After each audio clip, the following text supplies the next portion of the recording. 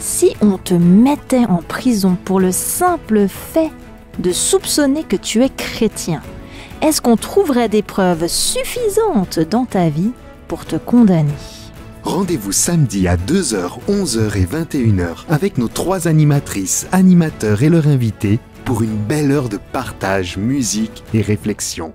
Bonjour, quelle joie de vous retrouver, équipe du Culte Espoir, auditeurs, auditrices pour cette heure de programme ensemble. Si c'est la première fois que tu nous écoutes et nous rejoins, je m'appelle Amandine et je suis heureuse de t'accueillir parmi nous.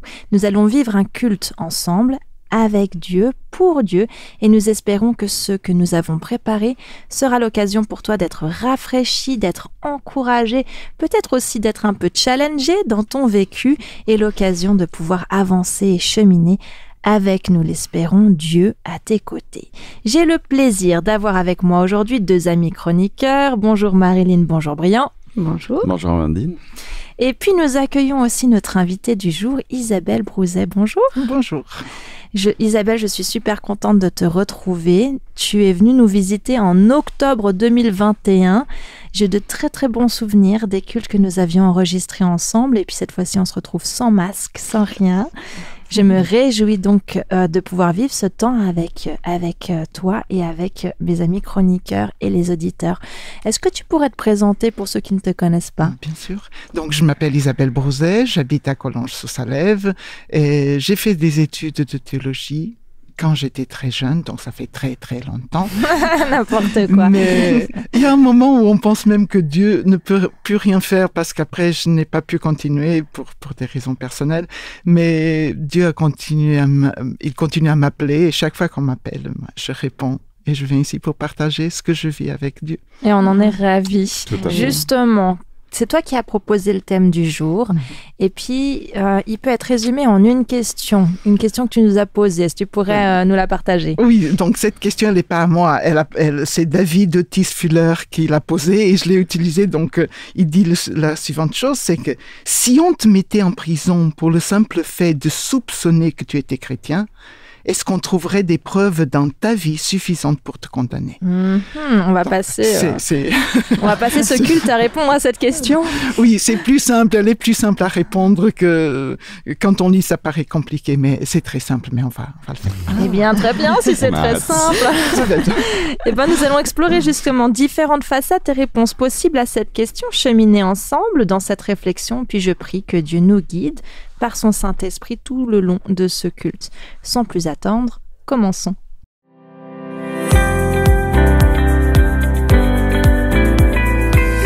Comme tu nous l'as dit dans l'introduction de ce culte, sache que tu nous as titillé pour la préparation de ce culte avec une question. Donc je vais la répéter, on ne sait jamais. Si on te mettait en prison pour le simple fait de soupçonner que tu es chrétien, est-ce qu'on trouverait des preuves suffisantes dans ta vie pour te condamner ? Nous sommes partis il y a quelques semaines sur les routes pour aller en Belgique. En partant de notre maison, nous avions 7 bonnes heures de voyage. Nous en avons donc profité pour nous lancer dans cette réflexion à 2. Alors, de par mes expériences, notamment en Écosse, où j'avais des colocs qui avaient mis des versets bibliques partout dans la maison, même dans la douche, enfin vraiment partout, quoi. Mais ce fut une telle bénédiction pour moi à l'époque que j'ai proposé à Brian de faire un peu pareil chez nous. Est-ce que ça montre que nous sommes chrétiens ? Amandine et moi, on aime lire et avec les années, notre bibliothèque se remplit de différentes Bibles et de livres chrétiens. Est-ce que ça montre qu'on est chrétien ? On est aussi musiciens, nous aimons servir Dieu dans le ministère de la louange et on se sent appelé à partager nos compositions qui témoignent de qui est Dieu et de notre expérience avec lui. Est-ce que ça montre qu'on est chrétien ? Comme beaucoup de chrétiens, nous rendons une part de nos revenus à Dieu. C'est la dîme. Est-ce que notre manière de gérer notre argent montre que nous sommes chrétiens ? Comme beaucoup de chrétiens, nous sommes membres d'une église, l'église adventiste d'Annecy, en Haute-Savoie. Est-ce que ça prouve que nous sommes chrétiens ? Tu l'auras compris, cela nous a fait prendre conscience que dans de nombreux domaines, que chaque chrétien peut passer en revue pour lui-même. Quelles sont les preuves que je suis chrétien ? Être baptisé, parler de sa foi, choisir de se marier devant Dieu, découvrir les dons que Dieu nous donne pour servir, la manière de vivre son travail, ses choix de loisirs. Et puis on a commencé à réfléchir aux situations qui nous ont obligés à nous positionner. Des situations parfois inconfortables parce que notre foi en Jésus, l'Esprit qui travaille dans notre cœur, travaillait notre conscience et nous invitait à faire des choix pas toujours compris ou bien reçus dans notre travail par exemple, parce qu'à contre-courant, se positionner, assumer sans jugement contre l'autre, avec douceur mais fermeté et conviction à la fois. Et comme être chrétien, c'est aussi un cheminement avec Dieu, on s'est rendu compte que ce qui ne nous posait pas de problème, aller à certains concerts, accepter certains fonctionnements dans le travail, certains compromis du quotidien, pouvait aujourd'hui ne plus du tout nous convenir. On s'est rendu compte que chaque occasion délicate nous avait donné et nous donne encore l'occasion de grandir en humilité et d'être travaillé par Dieu. Être complètement cohérent entre ce qu'on montre, ce qu'on dit, ce qu'on vit à l'intérieur, c'est un défi de chaque jour pour lequel Dieu nous accompagne avec beaucoup d'amour et de bienveillance. Et puis si on regarde autour de nous, dans les témoignages entendus, les chrétiens qui nous inspirent et à qui nous voulons ressembler, ce sont ceux qui portent des fruits. Les fruits de l'esprit qu'on trouve dans Galates, dans le Nouveau Testament, au chapitre 5. Ce sont des personnes qui transpirent d'amour. Ils transpirent la paix, la joie, la bienveillance, la patience, la bonté, la douceur et la maîtrise de soi, grâce à Jésus. Et pour nous, ce sont les plus belles preuves de leur appartenance à Jésus.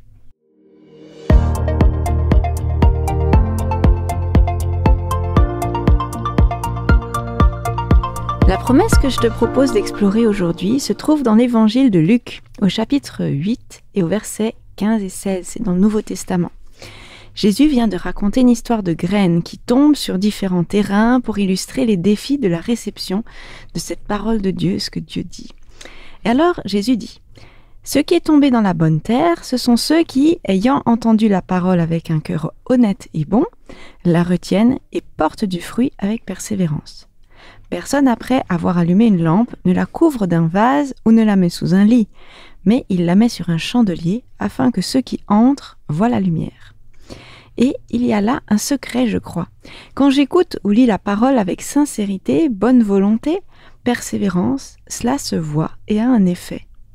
Intégrer et prendre la parole au sérieux sans juste entendre parce que c'est bien, puis la mettre sous son lit, comme dans l'exemple du texte. C'est dommage quand même. c'est ça qui va te rendre cohérent et c'est un des fruits d'une écoute attentive et disposée.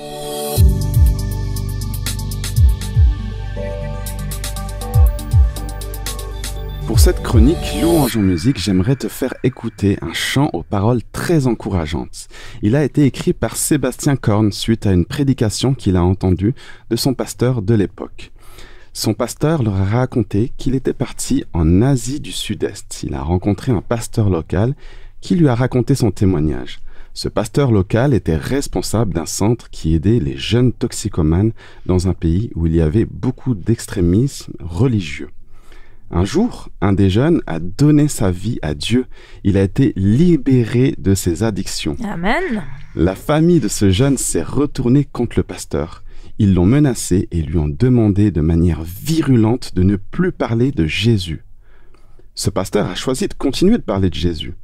Cette famille est donc venue un jour lui pointer une arme sur la tête. Ils l'ont tiré et l'ont laissé pour mort. Le pasteur a survécu et après des mois de convalescence, il est retourné travailler au centre. C'est fou ça. Ouais, clairement. Il était quasiment mort et il dit j'y retourne. Allez, on revient. On y va. Il témoignait qu'il sentait que c'était là que Jésus l'appelait à être, que c'était sa mission de témoigner de Jésus à ces jeunes et qu'il envoyait les fruits. Le pasteur de Sébastien lui a demandé « Qu'est-ce qui fait que tu tiens, que tu résistes, que tu t'engages comme ça à suivre Jésus ?» Cet homme-là lui a répondu « Chaque matin, je me lève et je dis à Dieu « Jésus, tu es mort pour moi. Donne-moi aujourd'hui la force de vivre pour toi. » C'est ainsi que les paroles de ce chant sont nées. Ce chant est chanté maintenant par les chrétiens à travers le monde. Est-ce que chacun d'entre nous comprend la portée, la profondeur, l'engagement de ces paroles quand il ou elle les chante? Je t'invite à écouter ce chant « Jésus, je te suivrai ».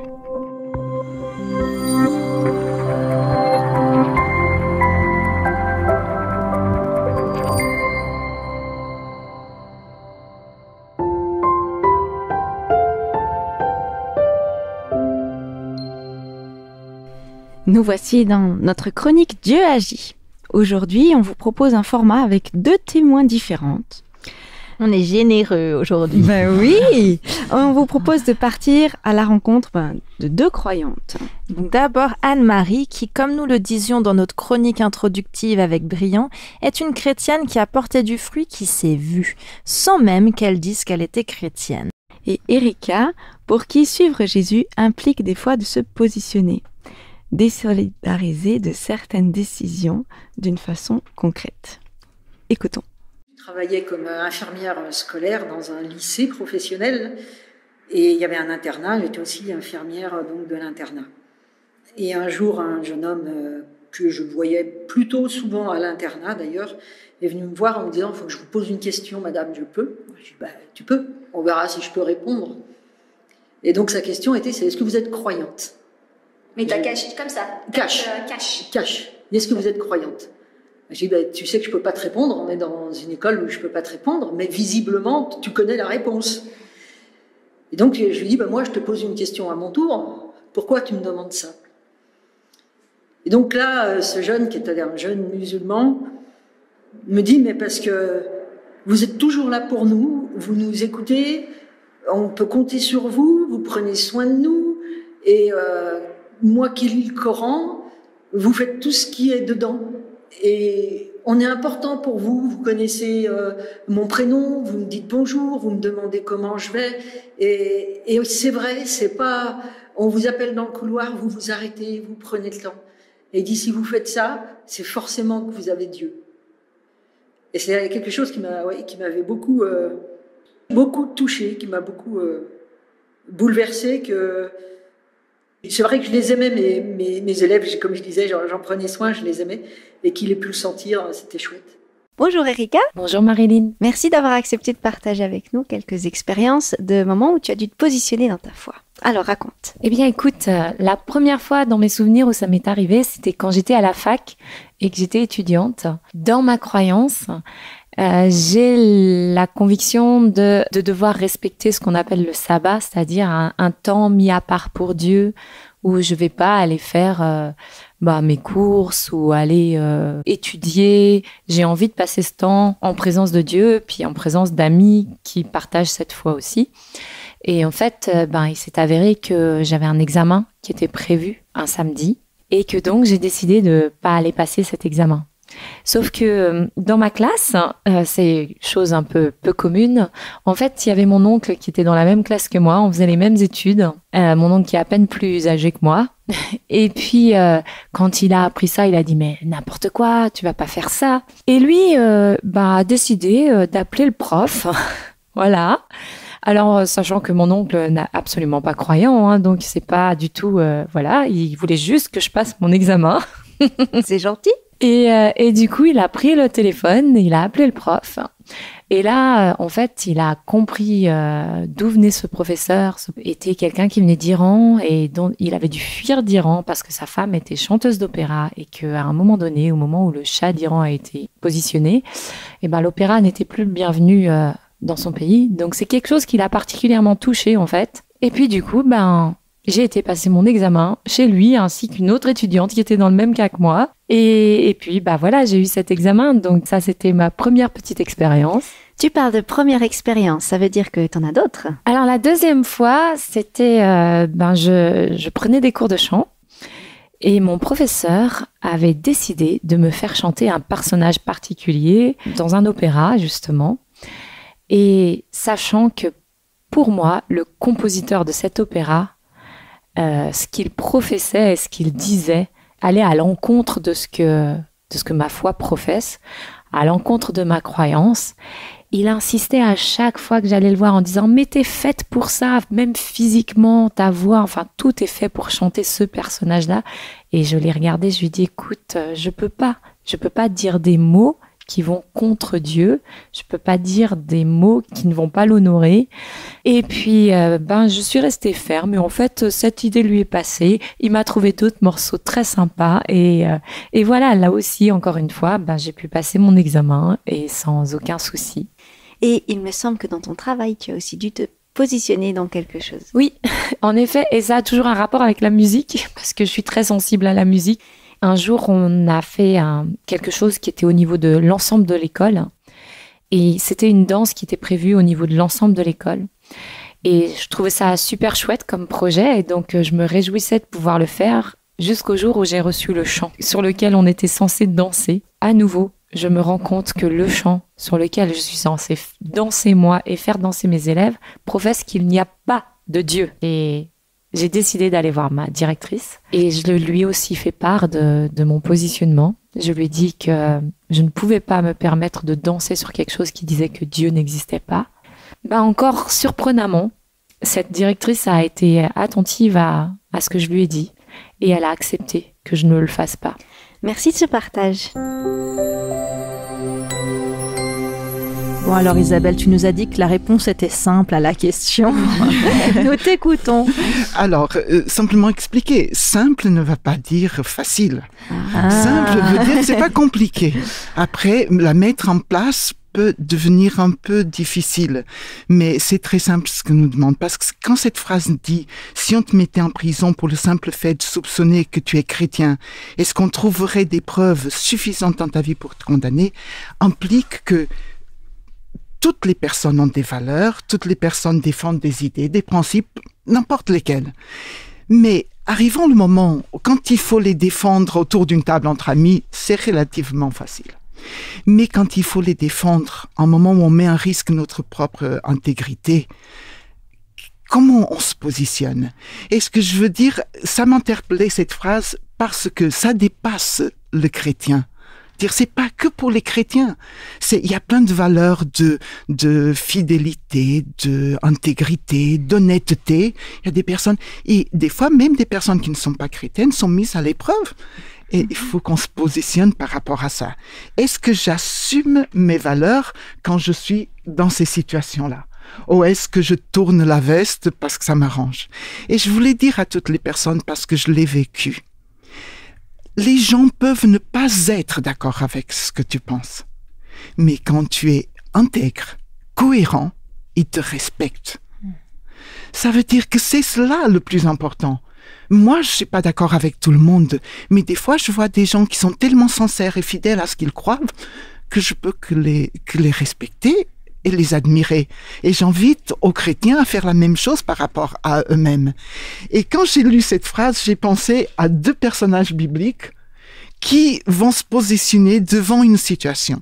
Donc, ils vont être testés. Un va assumer ses positions, il va être condamné. Donc, je vais pas faire peur à qui que ce soit. Moi, c'est une réalité. Mais l'autre va tourner sa veste, ou va se rétracter et il va être libéré. Et j'aimerais étudier et voir ça avec vous tous. Un, c'est Daniel. Le deuxième, c'est Pierre.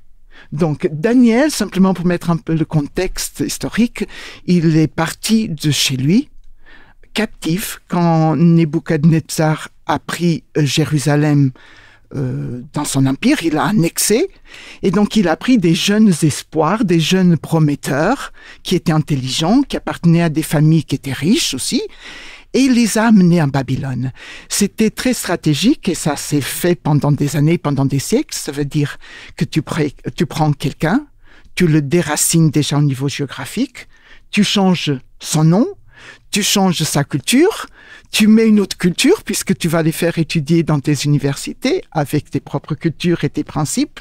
Et après, plus tard, quand ils sont bien formatés, s'ils avaient besoin d'un gouverneur, par exemple, en Jérusalem, ils prenaient ces jeunes qui étaient hébreux, mais qui étaient déjà formatés en Babylone, et ça faisait comme des ambassadeurs, des liens, des pions stratégiques. Ce roi-là va se trouver en face de quelqu'un qui va dépasser tous ses espoirs, non dans le sens qu'il voulait, mais il va se trouver devant Daniel, que déjà dans la cour du roi, et au cours de toute cette histoire de métamorphose forcée, il va rester tellement fidèle à ses principes en tant qu'hébreu, à ses principes en tant qu'honnête homme, que il va il va dépasser en sagesse et intelligence tous les autres étudiants de toutes parts du monde où la Babylone avait annexé. Et parce qu'il était comme il était, il va être élevé au rang de sage et de conseiller du roi. Et ce qui m'interpelle dans l'histoire de Daniel, c'est que plus tard, l'empire de Babylone va être pris par les Mèdes-Perses. Darius est arrivé en Babylone, à la ville. Ils vont tuer le roi, mais ils vont laisser vivant Daniel et ils vont le laisser dans son poste. Ce que veut dire que l'intégrité de cet individu dépassait les empires. Donc, c'est là que je dis, ça ne sert à rien d'avoir peur d'être ce qu'on est. Quand on est fidèle et cohérent, les autres voient ça. Et donc, Darius, il va diviser son royaume en régions. Il va mettre 120 satrapes dans chaque région, un dans chaque région, et il va mettre 3 chefs pour diriger tous ces satrapes. Et un des chefs, c'était Daniel. Donc, il y avait le roi, les 3 chefs dont Daniel, et après tous les autres gouverneurs. Et à un moment, la Bible dit qu'il surpassait les autres chefs, en Daniel 6, en intelligence, en esprit de sagesse, et il avait un esprit supérieur. Et le roi, qui n'était pas idiot, s'est dit, OK, je vais le prendre, il y aura moi, Daniel, et après les autres. Ils n'ont pas dû aimer ça, les autres. Ah, alors nous voilà. C'est le problème de la jalousie. C'est que cette situation va faire que ces individus-là vont dire, on va trouver quelque chose dans la vie de Daniel pour qu'il soit accusé devant le roi. Et dans les versets, donc le 10, le 11, le 12 de Daniel 6, la Bible, elle dit qu'ils n'ont rien trouvé. C'est fabuleux. Toute une vie, ils n'ont pas trouvé un défaut. J'aimerais être là. J'aimerais être Daniel. Franchement. Et ces mêmes hommes qui n'ont rien à voir avec la croyance de Daniel vont se dire, puisqu'on ne peut pas l'attraper dans sa vie personnelle, les erreurs du royaume, des comptes, on va pouvoir l'accuser au niveau de son intégrité envers son Dieu. C'est intéressant parce que je pense que Dieu était sûr qu'il était intègre, mais ces hommes étaient sûrs qu'il était intègre. Donc ils vont dire, on va le piéger là-dedans. Et donc ils vont voir le roi Darius, le Mède, vont le dire, roi, tu es trop bon. Tu es bon et je pense que tu mérites en moi de consacrer à toi. Donc ce qu'on te propose, c'est que pendant un mois, personne n'a le droit de prier quelqu'un d'autre que ne soit pas toi. Et le roi s'est dit, c'est très bien. Comme ça, je suis sûr que Mais quelle bonne idée. Hein. Moi, un peu, je suis Dieu. Très bien. Il suffit de passer un tout petit peu de pommade. Et là, le roi, il tombe dans un piège parce qu'on va voir qu'il ne sait pas, il ne comprend pas, il ne réalise pas le piège dans lequel il est en train de tomber. Et donc, il signe un édit qui va condamner à mort. C'est pas qu'on va taper les doigts de celui qui va prier un autre Dieu. Il va condamner à mort qui que ce soit qui prie à un autre Dieu qui ne soit pas le roi. Et nous voilà. Ici, cette partie du verset 11 du chapitre 6 Daniel me remplit de joie en voyant Daniel. Parce que Daniel sait très bien ce qui va se passer. Et il monte dans sa chambre, comme d'habitude. Il ouvre sa fenêtre et il va prier. Et je me suis demandé, est-ce que Dieu aurait entendu Daniel avec la fenêtre fermée? Bien sûr. Parce que sérieusement, il aurait laissé la fenêtre fermée. Il prie. Ni vu ni connu. Ni vu ni connu. Il restait dans son jus, bien dans ce qu'il faisait, et les autres n'avaient pas de preuves. Mais Daniel n'a rien changé. Et c'est là où il y a la cohérence. Ok, je suis condamné à mort? Bah tant bien. Tant pis. Il ouvre la fenêtre, il prie immédiatement. Il est pris en... Je sais pas, ils n'avaient pas d'iPhone, mais ils avaient un système de localisation. Immédiatement, le roi était prévenu. Il est arrivé vers le roi. Et là, le roi, il était étonné, effrayé, parce que Daniel était... S'il y avait un homme de confiance, c'était Daniel. Et l'histoire nous dit que le roi, pendant toute la journée, va essayer de le délivrer. Mais il avait signé un édit. Il ne pouvait pas changer ça. Et donc lui-même va conduire Daniel à la fosse des lions. Et cette expression, aujourd'hui, on utilise des fois quand on veut mettre quelqu'un vraiment dans le danger. On dit, bah, tu le jettes à la fosse des lions. Et le roi va lui dire, je n'ai rien pu faire.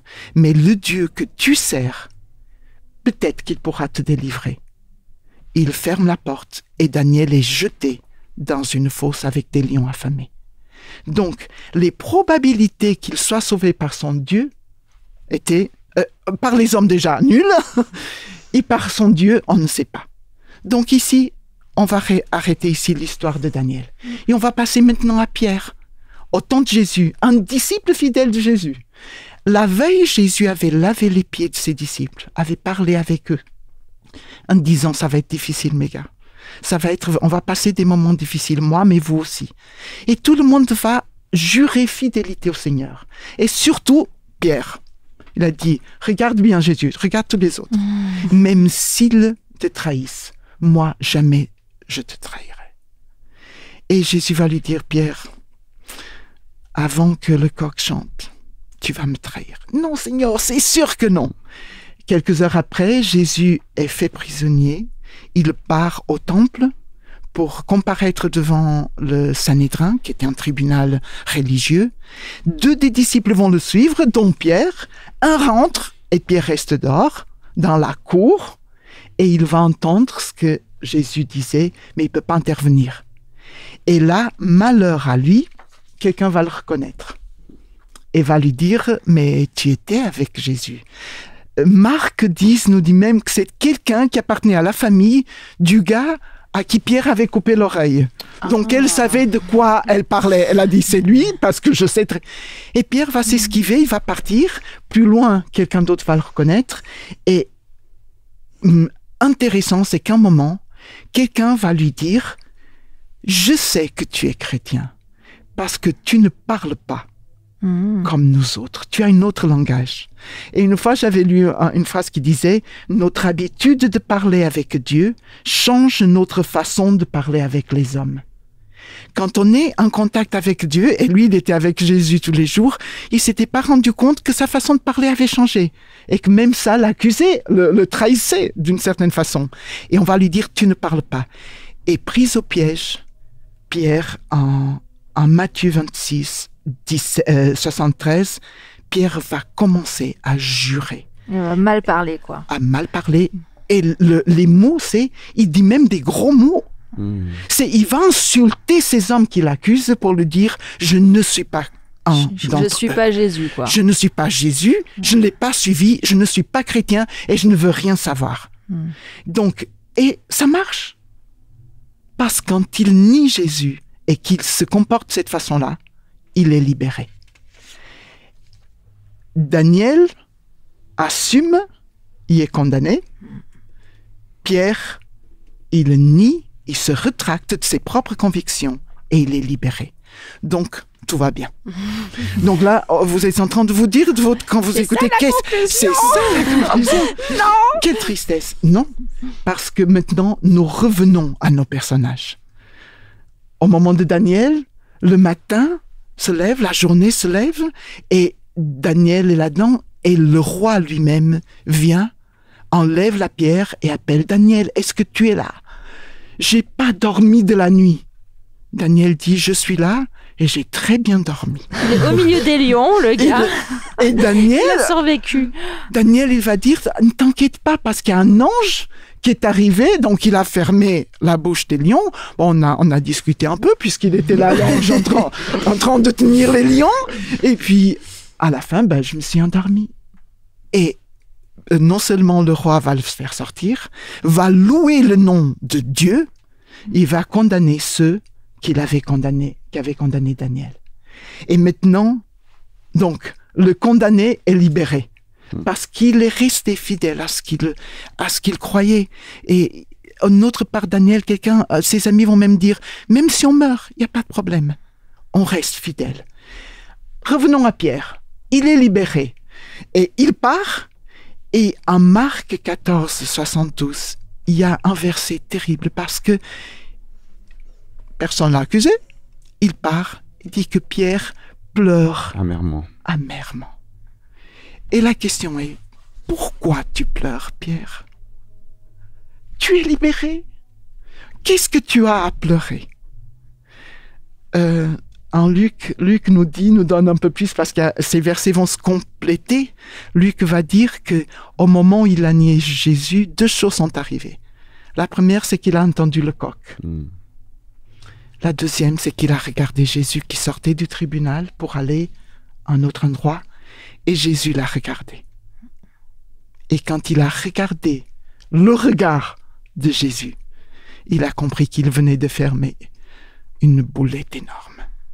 Parce qu'il y a une chose qu'on ne peut pas oublier, c'est que quand on se nie, parce que quand on trahit nos convictions, on se nie à nous-mêmes, on se trahit nous-mêmes. Moi, je déteste vivre avec des lâches. Eh bien, quand on devient lâche, on doit vivre avec soi-même. On peut partir de notre pays, on peut partir de notre travail, mais on ira toujours avec nous-mêmes et avec notre lâcheté. Et ça, c'est un poids terrible. Et Pierre, il avait ce poids, c'est pour ça qu'il a pleuré. Mais le fait de regarder Jésus a fait qu'il s'est senti soulagé. Et plus tard, Jésus va lui dire, malgré le fait de cette trahison, ce n'est pas grave. Je peux renouveler l'alliance avec toi. Je peux renouveler le traité que j'ai avec toi. Et tu peux m'être fidèle à partir de maintenant. Et ça, c'est un appel à chacun de nous. Il y a des moments où des fois on est lâche. Mais Jésus transforme la lâcheté en courage si on renouvelle à nouveau notre expérience avec lui. Donc, n'ayons pas peur. Les gens nous respecteront si nous sommes cohérents avec ce que nous croyons, si nous vivons ce que nous croyons. Et des fois, Dieu peut même libérer de la mort ceux qui sont fidèles, s'ils pensent que c'est nécessaire, que c'est important pour son œuvre. Il y a tous ceux qui ne sont pas chrétiens, mais qui ont dans leur vie des valeurs. Si vous avez dans vos vies des valeurs chrétiennes, d'honnêteté, de fidélité, n'ayez pas peur de continuer, parce que vous allez vivre avec vous en paix. Et il n'y a rien de mieux dans une vie que de suivre en paix. Et que les autres disent, celui-là, je le respecte, parce qu'il est ce qu'il dit. C'est mon souhait pour tout le monde. Amen.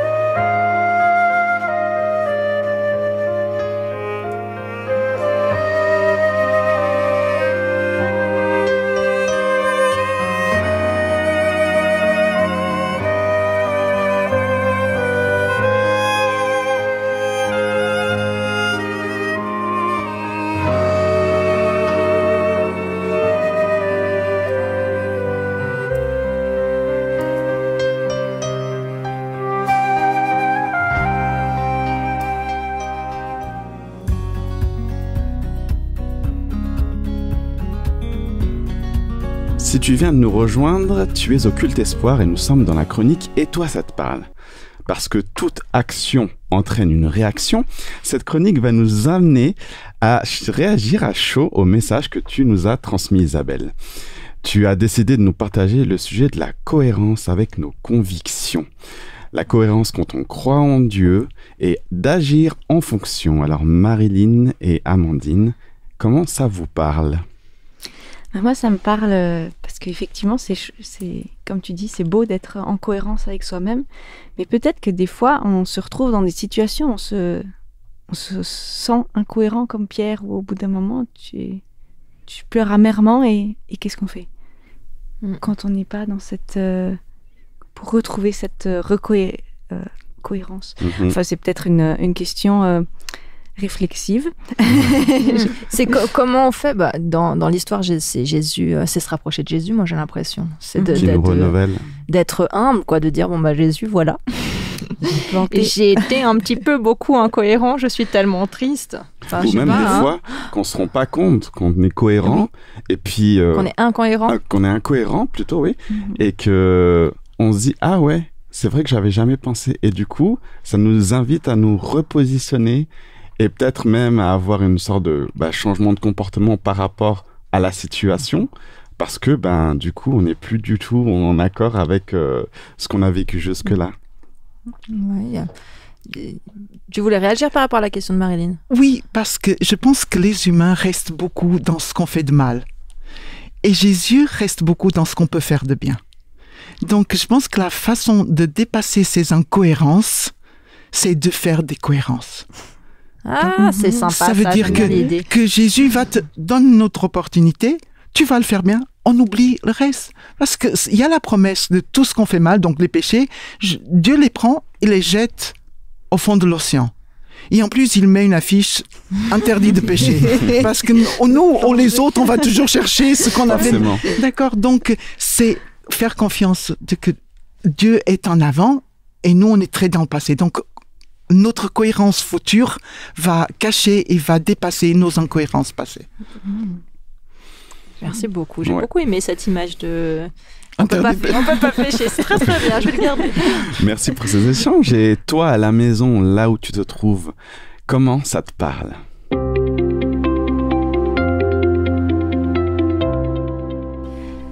Alors Isabelle, tu nous as parlé de 2 exemples. De Pierre, l'apôtre de Jésus, qui lui avait dit qu'il le suivrait jusqu'à la mort.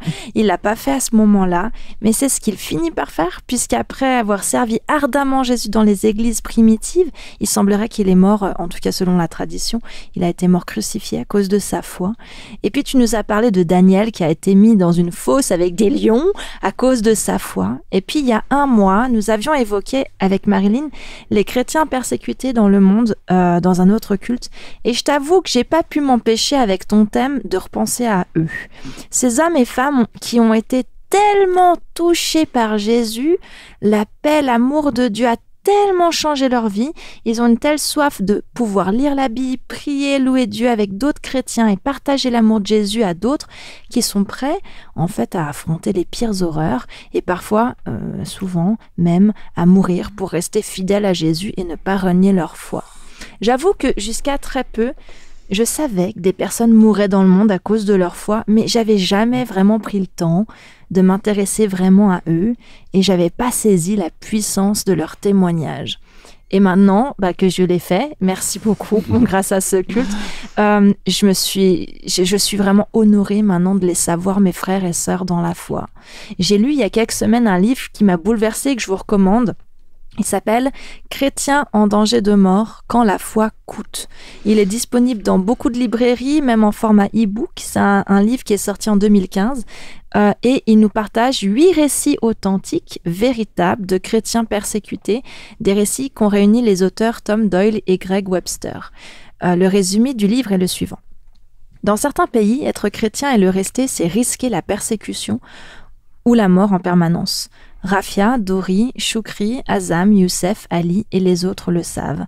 Que ce soit en Arabie Saoudite, en Syrie, en Irak, en Somalie, en Égypte ou dans la bande de Gaza, tous, ils vivent leur foi dans des endroits où elle est combattue de la manière la plus extrême, bravant les dangers pour faire connaître à d'autres celui qui a changé leur vie. Ils sont prêts à payer le prix fort, ils sont prêts à pardonner l'impardonnable et ils sont un exemple pour nous qui avons la vie si facile.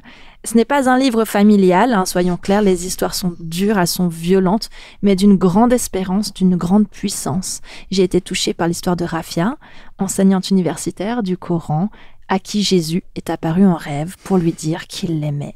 Comment cette rencontre va changer sa vie, comment une nuit 2 de ses oncles vont la réveiller, couteau à la main, prêt à la tuer pour venger l'honneur de la famille, comment sa fille, témoin de la scène, lui partagera avoir vu Jésus leur retenir leurs bras, les empêcher qu'il la touche.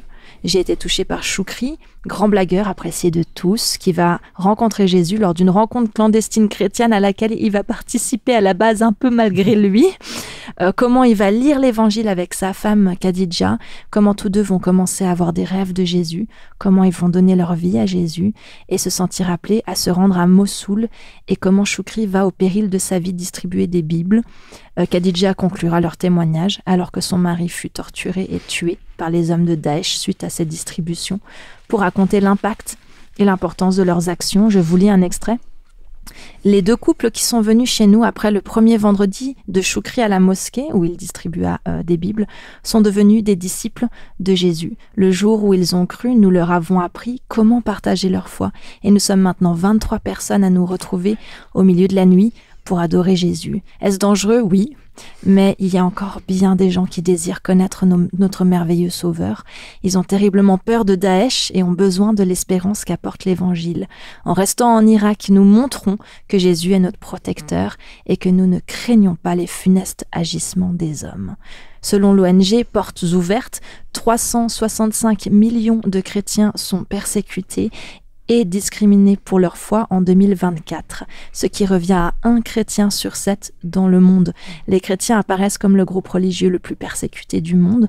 Entre le 1er octobre 2022 et le 30 septembre 2023, 4 998 chrétiens ont été tués à cause de leur foi, soit 13 par jour.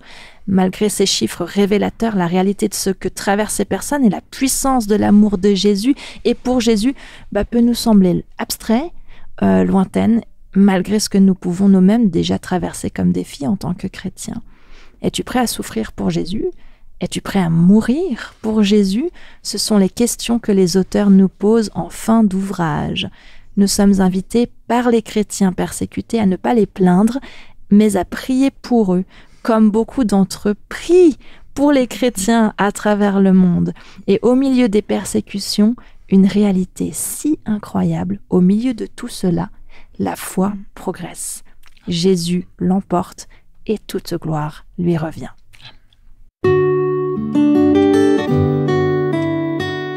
J'aimerais maintenant t'inviter à prendre un temps tout spécial en toute simplicité pour parler à Dieu. Isabelle, pourrais-tu nous joindre dans la prière? Avec grand plaisir. Merci. Notre Dieu Tout-Puissant, notre Père intime, nous venons à toi pour te dire ce matin, pour t'affirmer que nous voulons être avec toi. Nous voulons être tes enfants. Donne-nous le courage de l'assumer avec cohérence dans nos mots, mais surtout dans nos actes. Que nos vies soient des témoignages ouverts, des témoignages constants de ton amour pour chacun de nous.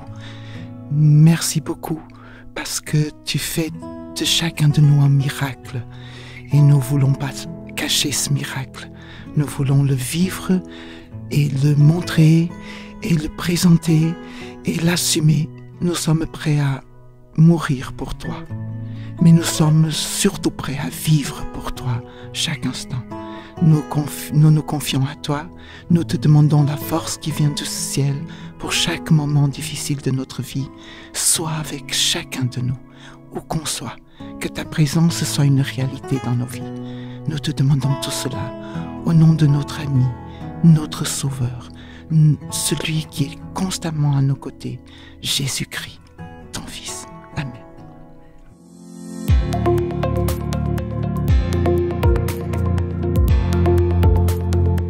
Alors nous voilà arrivés à la fin de notre culte espoir et pas question de terminer sans la chronique action. Très bien, mets-nous en action, c'est parti. Voilà. Alors, ce sera une question de cohérence, donc avec nos valeurs, et peut-être ça peut piquer, ça dépend. Mais l'idée n'est pas de choper un virus de culpabilité, ni de perfectionnisme. Cette action est à réaliser en demandant à Dieu de te conduire, de nous conduire, et cela ne veut pas dire que tout se passera, une illumination et que tout est réglé, mais qu'on souhaite que Dieu nous permettent par différentes rencontres, des lectures, des choses, de peut-être modifier certaines habitudes, certaines choses qui se passent dans notre vie et qui nous empêchent d'être cohérents dans certains domaines. Alors, je te propose de commencer par déjà faire un point de situation avec Dieu, savoir dans quel domaine tu es cohérent et dans quel domaine c'est un peu flou. Il faudrait améliorer. Alors, je te propose, tu peux faire des petits smileys, comme ça tu fais une petite évaluation. Par exemple, quelques idées, s'il n'y a pas d'idées, mais ça peut être dans les finances, dans des habitudes, peut-être des paroles, peut-être des situations qui sont peut-être délicates. À partir de cette liste, on ne peut pas tout attaquer en même temps. Donc, choisis avec Dieu un point d'amélioration pour travailler en priorité. Tu le présentes à Dieu, 3e point, et tu lui demandes de collaborer avec toi pour faire un plan d'action, puisque peut-être que c'est facile. Si c'est facile, il faut passer à l'action tout de suite. Mais si c'est un peu délicat, il faut prendre un plan d'action pour que ça dure, pour que ça change. Alors, voilà. Et puis ensuite, c'est très important, c'est l'étape la plus importante. Il faut agir. Voilà. Et un pas après l'autre, une occasion après l'autre, comme on a parlé, pour gagner en authenticité, remets à cela à Dieu aussi, cette démarche d'être en action pour qu'il continue de t'accompagner sur ce chemin, te restaurer quand c'est nécessaire et assurer tes arrières. Et puis évalue où on en est, ajuste et continue. Merci beaucoup. Nous voilà à la fin de notre culte. C'est l'occasion pour moi de vous remercier tous. Toi, cher auditeur et auditrice, pour ta fidélité de nous avoir accueillis dans ton quotidien pour partager ce temps ensemble. Merci Marilyn et Brillant pour votre implication dans les cultes espoirs, dans la préparation de ce culte en particulier. Soyez bénis les amis. Merci toi aussi. Isabelle, merci pour ce sujet proposé. Merci d'avoir répondu présente et d'avoir partagé ce que le Seigneur a mis dans ton cœur et dans ton intelligence pour nous. Tu nous reviens la semaine prochaine. Il paraît que oui. De quoi vas-tu nous parler? Alors, nous allons parler d'une autre phrase qui dit que notre cœur sent en vide quand il n'est pas en connexion avec Dieu. Il y a un vide d'éternité dans le cœur des hommes qui ne sont pas avec Dieu. Donc, après, je vous dis la phrase. Super, je me réjouis de pouvoir partager ça avec toi la semaine prochaine. Nous souhaitons partager l'évangile, parler de Jésus et de comment il change notre vie avec le plus grand nombre. Alors n'hésite plus, partage ce culte autour de toi, collègues, amis, famille, connaissances, nous comptons sur toi et te remercions. Soyez tous et toutes bénis, gardez, protégez cette nouvelle semaine et à la semaine prochaine. Bye.